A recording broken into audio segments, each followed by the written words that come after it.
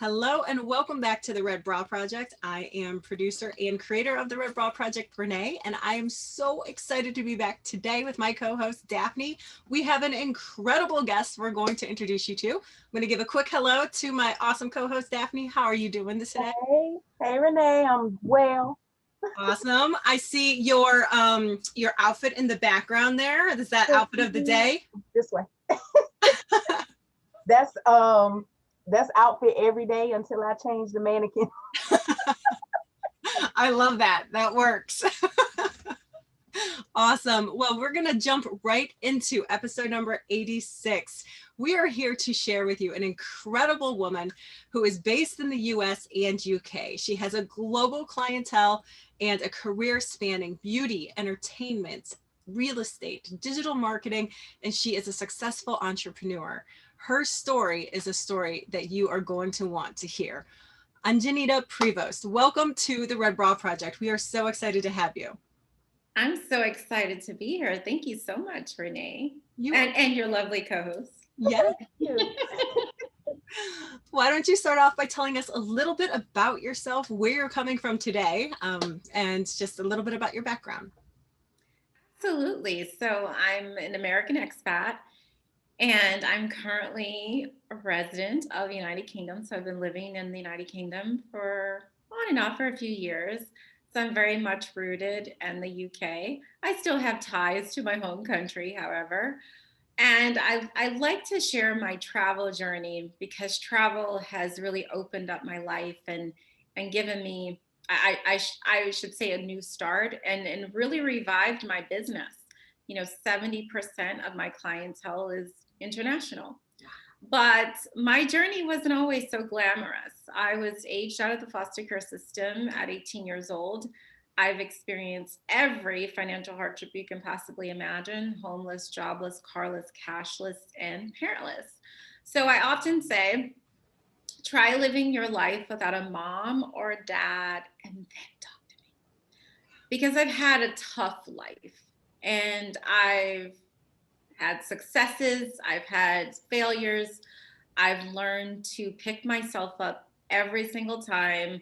I am very much a resilient, like I believe in resiliency, and I pride myself on being resilient because I've had a very tough life. And so oftentimes people look at me and they think, oh, you're a glamour girl and you're talking about fashion and beauty and your life looks so great, but they have no idea the tears, the pain, the suffering, the embarrassment, the humiliation, all the things that I've endured to get to this place. Wow.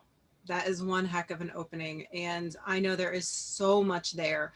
And first of all, I mean, we just want to say thank you. Thank you for sharing your story and sharing the quote unquote behind the scenes, because you're right. It can be so hard for people to understand on the outside looking in.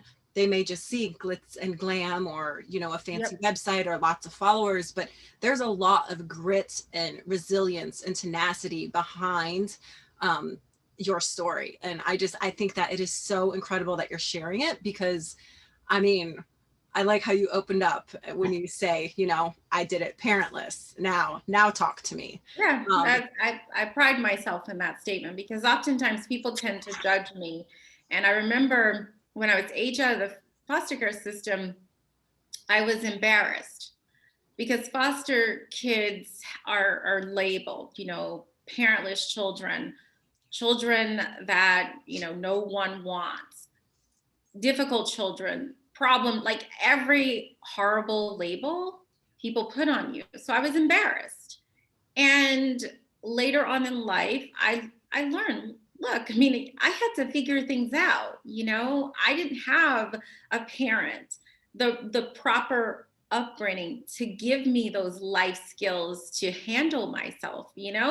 So the fact that I'm here alive and well and healthy and really doing great work in the world, I think it's honorable. So when people, because people tend to judge, that, right?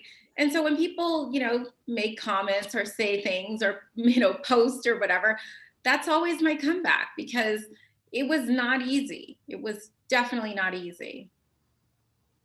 Yeah, I can kind of relate to you on that a little bit. I was blessed and lucky enough to be adopted, but I Mm, just lost both of my parents wow. in a 6 month time period in the last 3 years. Wow. So it was crazy. And I don't know if Renee and I talked about this. I was talking about this to somebody. It's kind of hard.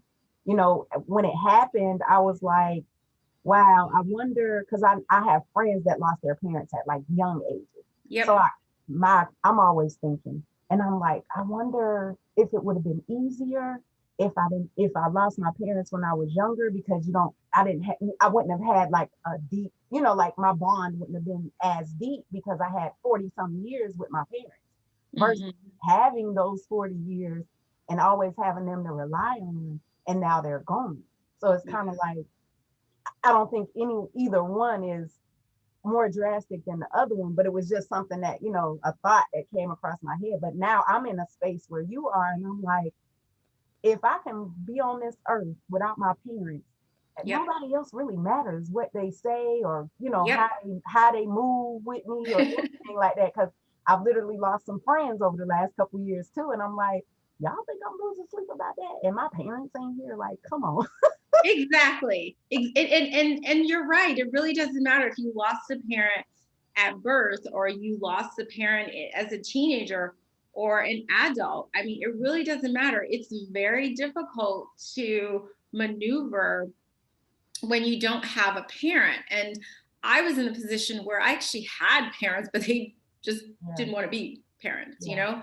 So for me, I've always had this sort of independence. Like I'm okay being alone. I'm okay being by myself. That's why it was easy for me to get on an airplane and go live in another country, you know? So I totally relate. And, sometimes, people don't understand your journey. right. They're so quick to judge. They don't understand your journey. And then I'll say they're harmful with the way that they act and the behavior. And for me, I don't allow it. Mm. Delete, goodbye. Yep. I bow out gracefully because it's not nice when people don't understand your journey and they're not willing to invest time to understand the journey. So thank you for sharing that. 100%. You're so right about that. And it's about investing the time in relationships. And I mean, we're going to talk a lot about the power of relationships, because I know you said, 70% of your clients are international, and that is impressive. When you talk to building business builders, a lot of times you can get wrapped up in the small mindedness sometimes, even though it feels so big. But how do I build a business in this state or this country, and then to take it global, and just to hear that statistic. But um, before we kind of navigate to what you're doing now and kind of how you are just empowering women and girls, when you have to look back on all of the less that you described, the jobless, the parentless, the homeless, the financial less, that's a lot. Yes. That's a lot to kind of swallow. But being 18 is even younger. You are a young woman trying to figure out how to navigate what is in front of you. What do you remember, a pivotal time where you just said, I don't want to fall into the statistics, I don't want to be, oh woe me, and you really just kept lighting a fire under yourself? What was that? Well, I think it actually happened when I was at the children's shelter. And I was still going through the court system with, at the time, my biological mother. And I had a probation officer and had two social workers. And I remember the probation officer said, there's something really special, really different about you. You could do something.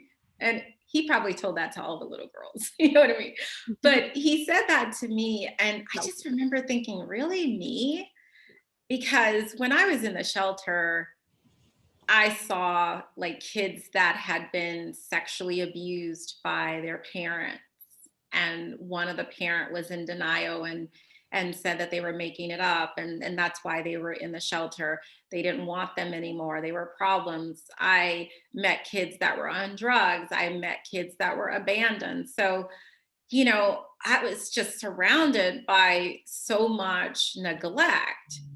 And I just hung on to that little bit of hope. And there was just something inside of me that said, you know what, whatever you do, just, keep moving forward, but don't be a statistic. I think it was always in the back of my mind, like, I don't want to be a statistic. Oh my gosh, because it was easy, for that to happen. Because once you're in the system, it's that perpetual cycle, and you really have to fight to stay out of the system because it's not really designed to help you move forward. And a lot of people might disagree with me, but when I was aged out, I didn't have any funding. I didn't have access to an education. So I literally was put on the street. And I remember one of my girlfriends at the shelter, she ended up getting pregnant, and then she was on welfare, and then that's how she started her life. So it was just something inside of me that just gave me that little bit of hope, amidst the pain. So this, reading over your thing, building social capital. Yes. That really grabbed my attention. And probably because of the wording. But can you give us an explanation, like what is that? Absolutely. So we're in this era, right? Social media. And I often say this, and I'm waiting for someone to find out if this is true or not. But I don't know if Mark Zuckerberg actually posted social networking training in the Facebook terms and conditions. Like, I'm not sure if that actually exists. Mhm. So we have this sort of medium, social networking, but we're really not connected. We're not connecting. And you look at the data, you look at the sort of frenzy that we all have, I say we collectively, society, over fans, followers, and likes. And, everyone wants to be popular. Everyone wants to be out there and just sort of collect these sort of, empty numbers, right? And then when it gets down to like real numbers, and I say real numbers, meaning sales, meaning introductions, referrals, visits to websites, phone calls, interviews like our interview right now, right? Oftentimes, women, they don't have high metrics because they haven't built that social capital that's actually rendering an ROI. And so for me, that's what's different about the way that I teach networking, because I teach networking to build social capital, and then you can monetize your network. Because otherwise, social networking is, in my opinion, it's not driving humanity. I mean, when you look at the stats, women are still underpaid. Women are still, not making money in terms of entrepreneurship. But when you go on social media, everyone's rich and famous. Like, how is that even possible when the average, what is it? Only 2% of women cross the 7-figure mark. Only 6% cross the 6-figure mark. But go on Instagram right now, and everyone's rich and famous. Everyone's living in a gorgeous house and on a private jet. By the way, there's a video. There's a movie, actually, documentary, that shows that you can actually look like you're on a private jet when you're not on a private jet. Yes, people do take those photos in Los Angeles studios, but I digress. So back to social capital. It's about building real relationships. So Renee and I connected on LinkedIn, my #1 platform. We connected, we exchanged messages. Voila, I'm here. So I built social capital with Renee versus, oh, she liked my post. Okay, fine. I'm just going to ignore her and try to get more likes, try to get more fans, try to get more followers. But that's not driving humanity, as far as I'm concerned. I think there's a lot of power in the quality of relationships versus Exactly. quantity, Yeah. especially on social media. So if you think about it in real life, you can't have, I mean, you could, but it's going to be very difficult to have strong, nurturing relationships with 5 million people in person, let alone trying to do that on social media. And so I just feel like, the small but mighty, those relationships, just nurturing and being strong, can be one of your best audiences to pour into and Yep. work with and inspire and empower. And it's a two-way street. Yep. Absolutely. High five. Yes. And I love the DM, by the way. Oh, People underestimate the power of the DM. I was gonna ask you about that. What you know, what is your advice with pitching in DMs? Because that's something that Gary Vee talks about a lot. I follow him here and there, and I remember Instagram when he was pushing Instagram really hard. Right now he's pushing TikTok, but he was, Instagram was a thing. Don't be afraid to slide in the DMs and that kind of thing. But I also see a lot of influencers who are always complaining about, can you please at least say, hey, how you doing, good morning, or something? People just sliding in their DM, can you mentor me, can you you know what I'm saying? So what's your advice on the best way to, because see, for me, I'm not a DM person.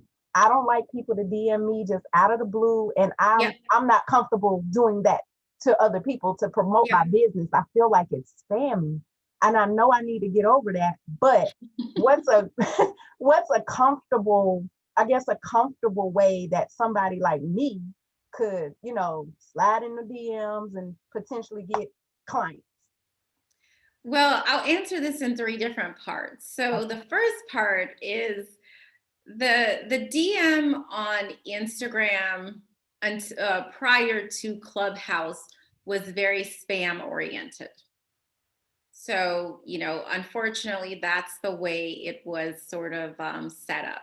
It was pretty much, you slide into someone's DM to promote and, do the follow, unfollow, and all of that stuff. So Instagram sort of garnered this reputation for that.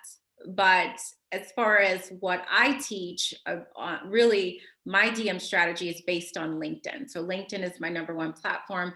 It's rooted in everything that I do. It's why I train women on LinkedIn, because LinkedIn really provides the vehicle for you to leverage the DM, because most of the people on LinkedIn are on LinkedIn to, guess what?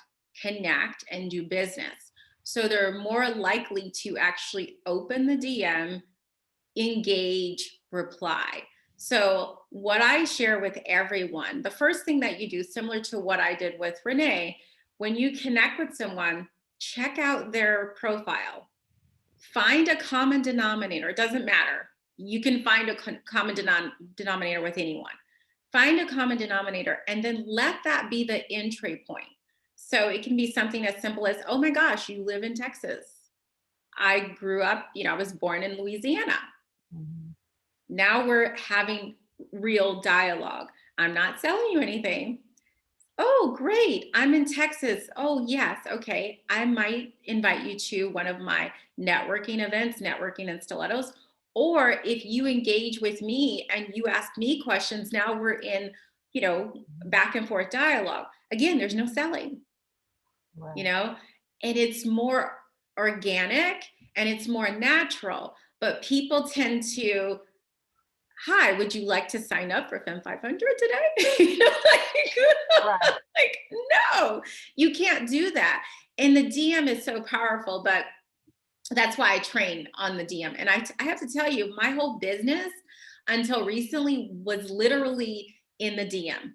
Every sale that I closed, every opportunity came via the DM. Now, because I host these very large events with hundreds of women, and I have this big group on LinkedIn, of course, with 10,000 women, there are other vehicles available, but I still love the DM and I don't lose sight of it. I actually have a team that help me manage my inbox, and I still go in to make sure that they're following the protocol, because I don't want someone to receive a message from me that looks like a sales pitch, because I would never send that to someone.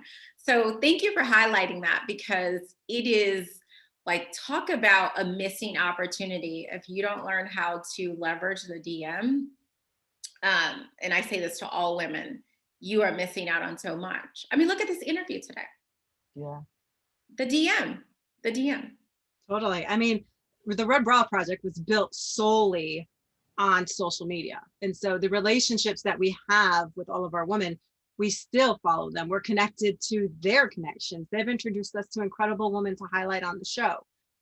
So the power of being able to connect through social media is very well an opportunity out there. And it doesn't just have to be on the surface. And I think that's something that's so powerful. It's just incredible. And, you know, it's fun too. It feels like you get to know some of these women, especially given the COVID pandemic we all just went through. And, you know, we took away that in-person connection.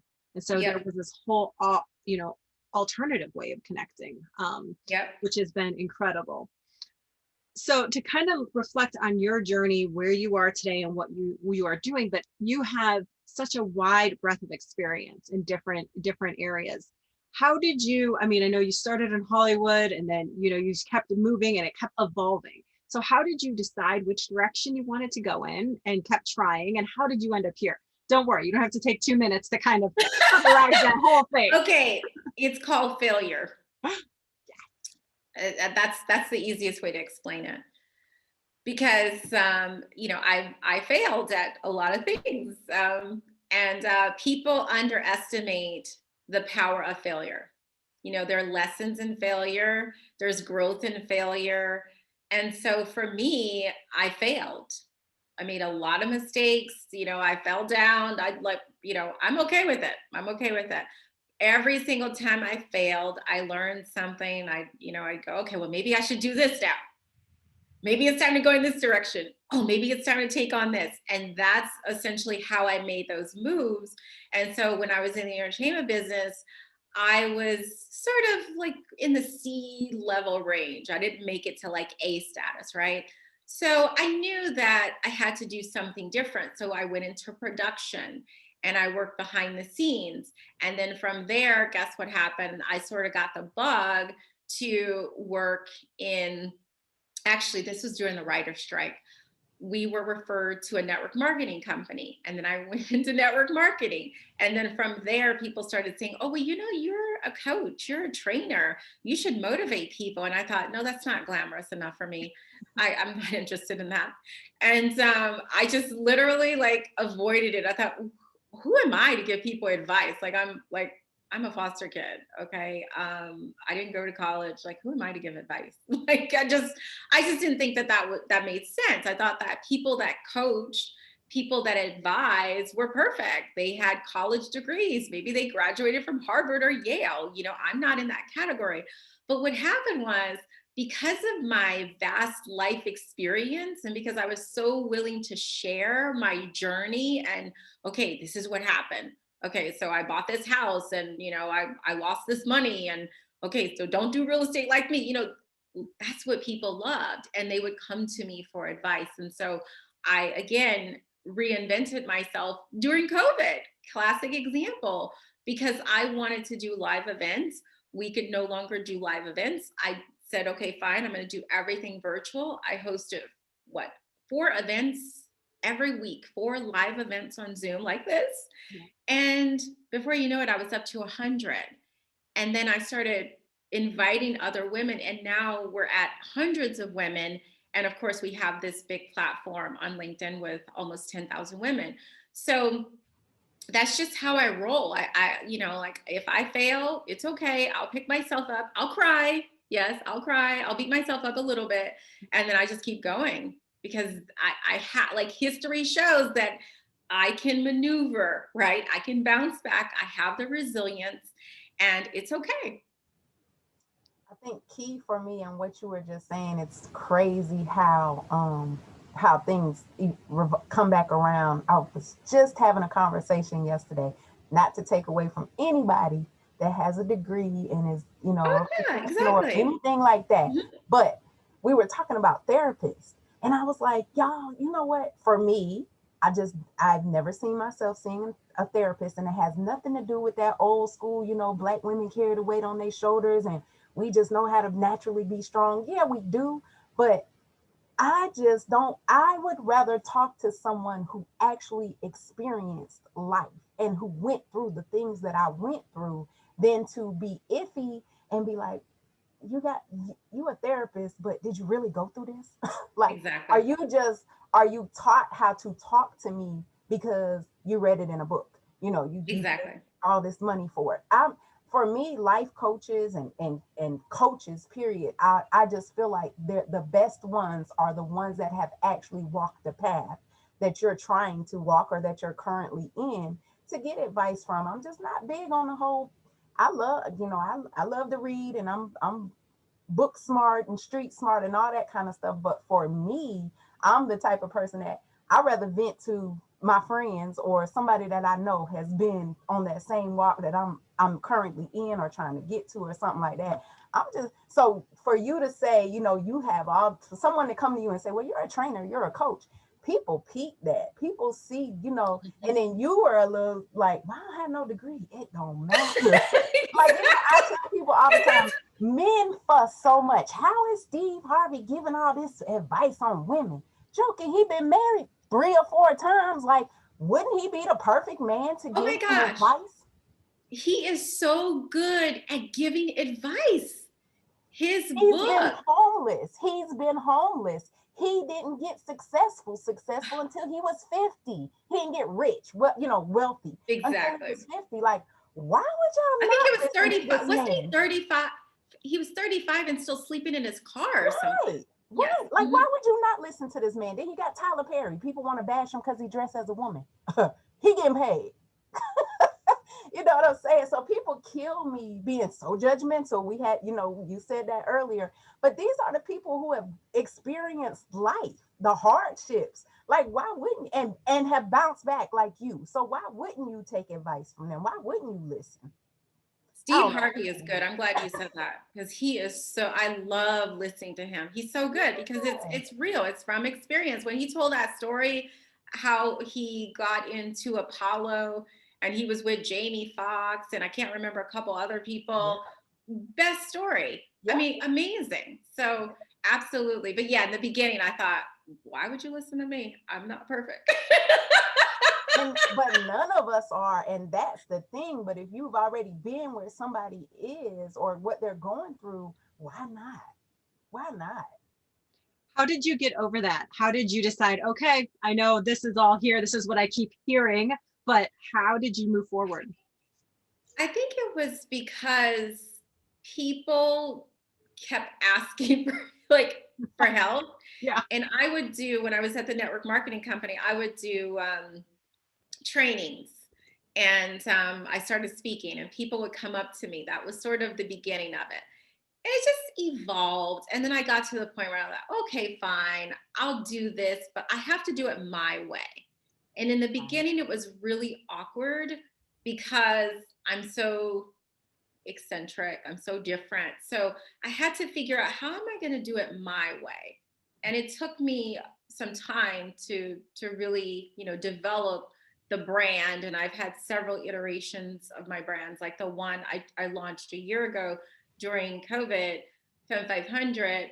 That's a completely different brand, but it's probably geared up to be one of the most successful brands because it's rooted in my core, I'll say, superpower, like the networking, like it's just my thing. Yep. And I think that that's why this brand works. I think that's why it's in a category of one.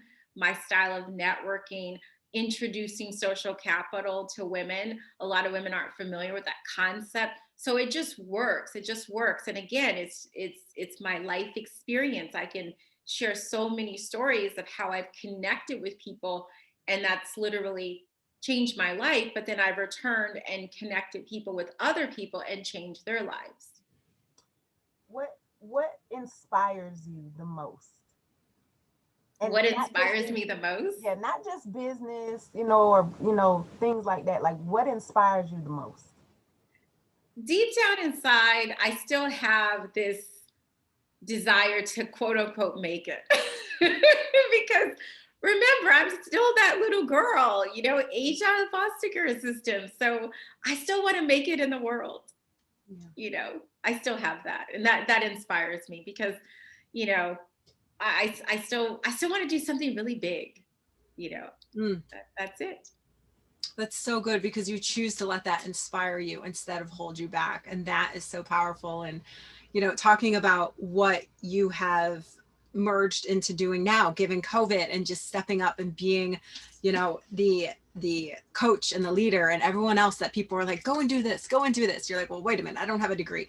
That's also talking about your life skills and your transferable skills and things that you have taken from all these other journeys and failures and learnings, and now you're applying today. And I think that just gives so much hope to our listeners, because you don't have to be studying psychology or counseling, or, you know, it's helpful and it's really great to have a foundation. However, that life experience takes you a far way as well, and that willing to take that leap and put yourself out there for fear that, yeah, this may not work, but I'm willing to see where it goes, and that is courage. Exactly. And I often say, you know, because women come to me and they want confidence, right? They want to work on their confidence. And I say, we're all confident. You know, probably what, 70% of the time we're confident, but you want to take that confidence and turn it into courage, because that's what's going to help you get through those horrible moments, you know, uncomfortable moments, step out of your comfort zone. And then the unapologetic conviction, which is what I have, which is why I'm able to just be me. And I don't really care, you know, like people, you know, say what they want to say. It's okay. I'm me. But I'm actually doing something really phenomenal in the world. So You are. I'm gonna keep on moving forward. Cheers to that. Here's to that. I'm gonna drink some water. Okay. I'm gonna drink some cold coffee. That's what I have too. So talk to us a little bit about what you are doing right now in present time, how women can come to you and work with you and learn more about what you're offering in courses and everything. Absolutely. So first and foremost, connect with me on the #1 business networking site, LinkedIn. I should say social media, #1 social media network in terms of business. So connect with me on LinkedIn. And then #2, you're all invited to my next Networking in Stilettos event. It's on July 29th. So if you're listening to this after July 29th, there'll be another one. But it's actually the #1 business networking event for women in the world, Networking in Stilettos. And again, you can access that via the LinkedIn community. So when you come on LinkedIn, look for Networking in Stilettos, hop into the community. There's to date about 10,000 women. It's such a great place to connect, collaborate, generate leads. Yes, I said leads. Promote your business. Lots of opportunities. And for me, again, it goes back to social capital. So I'm training women to build social capital by setting up outlets and really showing them how to do that. So that's the easy path, easy path to connect with me. What other social media outlets are you on? Oh gosh, I'm on every outlet. Same across the board. Well, here's the thing, and this is advice that I share with everyone. I think it's important to have a presence. So, you know, put yourself online. You know, create a profile on every platform, but you need to have one that you truly monetize. If you're all over the place, okay, and you're not monetizing, not a good strategy. So for me, I always say LinkedIn is my #1. That's where you will find me. That's where the business takes place. Instagram is sort of a brand marketing play. You know, I'm just on it. It's to keep me visible, also because of Clubhouse. You know, I do host rooms on Clubhouse and people go back to Instagram. So I want to make sure that I have a presence there. I think I same thing with Twitter. I have a Twitter, but the Twitter is linked from LinkedIn. The LinkedIn is linked to Twitter, and also the Clubhouse. You know, we share the Clubhouse to Twitter. So I think it's important to have a presence, but you have to be mindful of the monetization strategy. And if you're not generating money from these platforms, you know, hit the pause button, regroup, figure out which one is your moneymaker and focus on that one. Good piece of advice, because it can be overwhelming at first, especially when you try to figure out which, I think a lot of people think you have to be on all social media, super active. I mean, that is just burnout. When you do that, a lot of times before you get your systems in place or figure it out, and you're trying to build your business on top of managing social media, that in itself can be so exhausting and make somebody want to throw in the towel and at least reset for a little bit. Daphne, Exactly. I can see you're like, yeah. Well, You already know how I feel about social media, so. Well, here's the thing. You mentioned Gary Vee, and I love Gary Vee. By the way, I met Gary Vee about 10 years ago, and he gave me a piece of advice that I didn't take. So So now you're sharing it. he told me 10 years ago, this is before the sort of beauty influencer craze, and he said, "Why don't you just do videos about beauty?"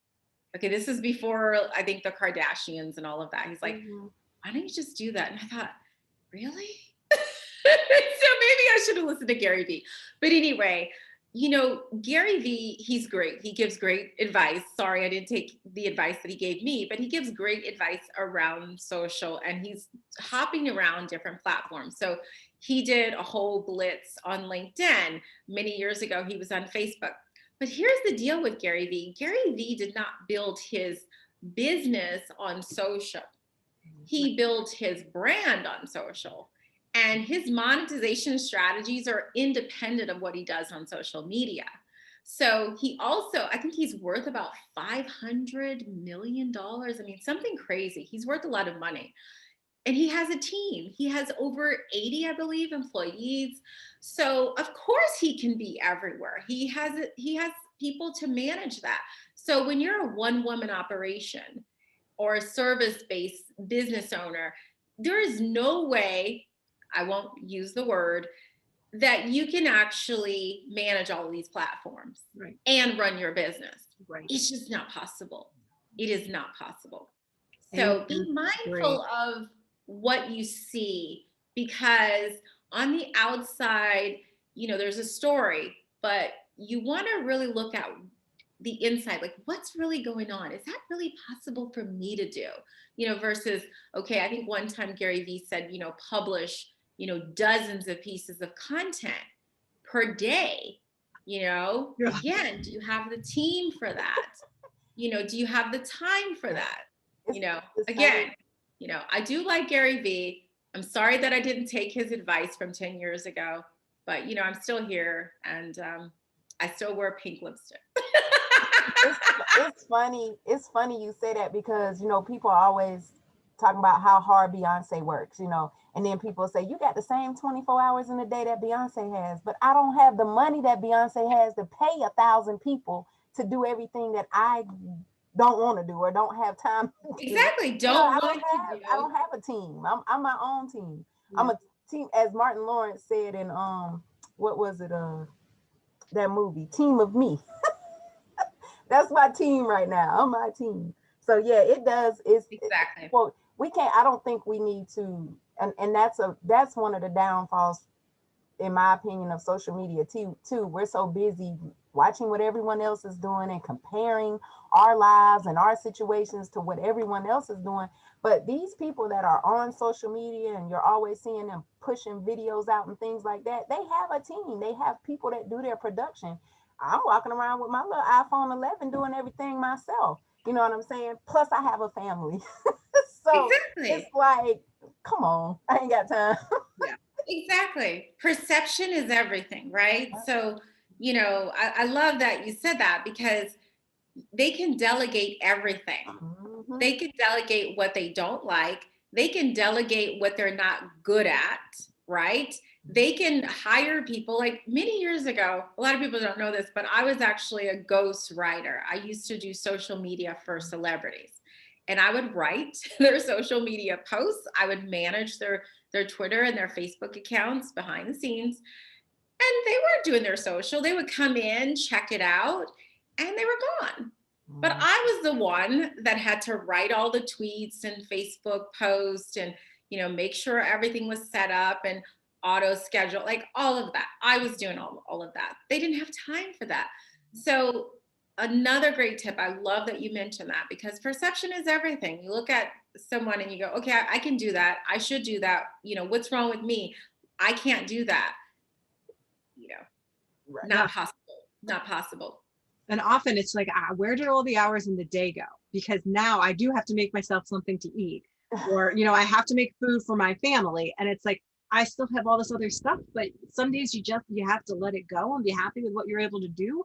And I mean, Yep. if anything, I mean, that's even super empowering because you're running around with your iPhone, your tablet, doing things on the go. I mean, I'm constantly moving non-COVID and, you're just making it work wherever you are. So, that's something to really take a moment for everybody who's listening and think about just kind of how amazing and badass you are for making all of those things happen, even on some days when you feel like I should have did more, but you're doing great. Exactly. Which reminds me, I didn't post about our interview on Instagram today. See that? That's okay. We do a I'll do it afterwards. Don't worry. Yeah. We'll do a little behind the scenes photo and you can use that if you want. So yeah. But what is like, I love all of the kind of gems of wisdom and inspiration you have shared from your past and your story with us. And I think our listeners are going to find it so valuable. But what is something that you've received as far as advice? I know we talked about Gary Vee, but that was unexpected that you've looked back on and you're like, that was an unexpected piece of advice, but I'm glad they shared it with me. Gosh, I've received so much advice, I would say, because I surround myself with forward thinkers. I attend high level masterminds. I invest in my business and mentors and coaches. So I'm always getting really good advice. But I would say the best piece of advice, the top of the list would probably be one of my mentors told me, get comfortable being uncomfortable.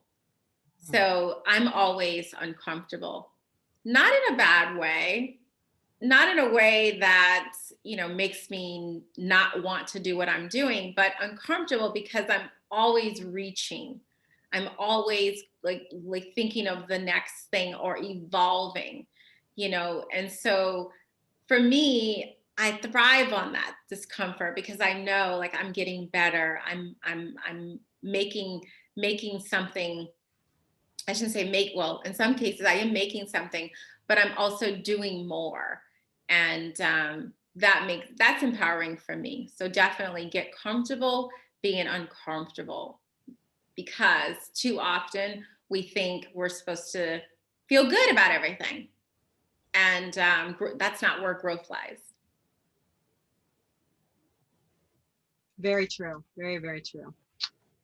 So we asked all of our guests our kind of infamous question near the end. And I know you have your stiletto analogy and stiletto approach, and I love it. And I was so connected to it when we were learning more about what one another does. And it's just so empowering. And the red bra is a bold, confident, supportive. It's like an idea. It's like the modern superwoman cape, modern day woman superwoman cape. And so when you think back at a time, we have many of these and they come in all sizes. They can be big things when you stepped up on stage for the first time, or you did a Zoom for the first time with 500 people, or on some days it's just merely taking the stuff that should seem easy, but is really hard and getting it done because it was that season of life that was tough. So what is a red bra moment for you that when you look back on, you're like, yes, I know if I did that, I can remember that time and I can do anything that comes my way.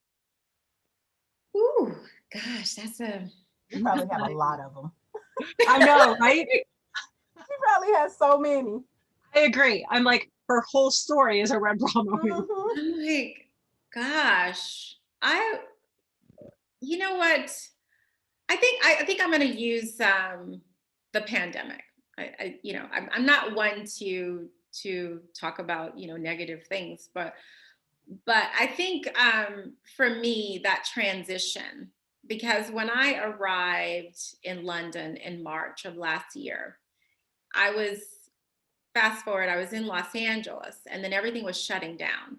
And so I thought, okay, I better get back to London because I don't know what's going on in the world. Is the world like changing? What's going on? So I hopped on a plane, I landed, and then I literally, like, I was in a trance. I didn't know what to do for about a week. I thought, what is going on? Then we went into lockdown, and it was so scary. It was confusing because we'd never experienced anything like this before. Um, like fear, like all of the emotions came out. And I literally would just go to bed, wake up, read. I didn't do anything else, go for a walk. I didn't do anything for about a week. I just had to think. I had to just process. And then after that, I said, okay, I don't know if the world's going to end. I better get with it. Okay, you're going to have to do something else. And that's why I went into fifth gear. I don't drive. I'm not like a car buff, but whatever gear. Yeah. I went into that gear and I said, okay, that's it. Game on. And I just moved forward. I launched my brand in May, and I started hosting those virtual events. And then everything just started building, gaining momentum.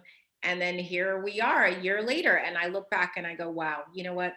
I've done a lot of things, but I think what was amazing about this time was that I was in a position where I could truly share my journey with people, because there were people, especially women, that had never experienced unemployment. They have never experienced being without a home, or not having access to a home, or they losing their job. There are a lot of women that were coming to me, and I said, look, listen, I understand. I like, hey, this is regular for me. You know what I'm saying? So I can help you. And women started listening. And so that's when I realized, okay, I think I have the right mix of gumbo right now. By the way, I don't cook. I was born in New Orleans. I love to eat gumbo. But I just had that mix, and it just worked. But yeah, it was pretty scary, I have to admit, for sure. So good. Thank you. Now I want gumbo. Right. You got me wanting some jambalaya or something. I want gumbo. I said this last week. I wish someone would open a Cajun restaurant in London. Please. That would be a moneymaker. They got McDonald's. Why not have a Cajun? Oh my gosh. They have McDonald's. They have, what is it? KFC, Domino's. But I just want Cajun food. Right. Maybe you just planted a seed for your next endeavor. Who knows? I don't cook. Well, you could be the inspiration behind the idea. We'll see about that, but I don't cook. That is not one of my strong suits. I make great salads, though. I made a great salad in a sandwich for lunch today. I'm good at that, but that's the extent of it. So it's good to know our limitations. That's good, though. Exactly. See, stay in your lane. That's right. Right. Oh my goodness. It has been such an honor to talk with you and learn more about your story and all of the different avenues we went down. And we say this, we laughed about it before we hit record, but we will be doing a part 2 in our upcoming future with many of our guests. And you are definitely a woman we are going to keep connecting with and empowering and sharing your story out there. So I know you will, we know you will, but please keep sharing your light and your hope and your story, because it is incredible. Thank you so much. Thank you. And thank you, because you gave me some great information. Thank you so much. It was so much fun. See, all via the DM. That's right. So check the DM. That's right. Check your DM. And we close out every show with a quote for our guests. The one that we chose for you tonight is: changing your life means leaping into the unknown with the tenacity to keep going regardless of the outcome. Unknown. And I think that just fits your story for every turn that you have taken, and that your action over fear has propelled you forward every single time. So thank you for being such a role model and empowering woman for others. Thank you so much. This was so much fun. And I love sharing my story. And this is for everyone. Don't be ashamed of who you are, where what you've gone through, and where you've come from. Like, don't be ashamed of that. That's the piece that will carry you forward. Yeah, I tell people all the time, I don't think I regret anything that I unintentionally and intentionally went through in my life, because it made me the woman I am today. Exactly. Yep. Exactly. I love that. Thank you, ladies, so much for joining us. Thank you to all of our listeners. Please share Ungenita's story with somebody who needs it in their life. We can all grow and create a positive ripple effect in this world by sharing our incredible stories. Make sure to follow everything that happens over on Instagram at the Red Bra Project. You can connect with all of our guests. We have them all for you in a nice, easy blog format, podcast, or YouTube episode. You can find all the direct links at theredbraproject.com. Thank you, everybody. Have a great night. Bye.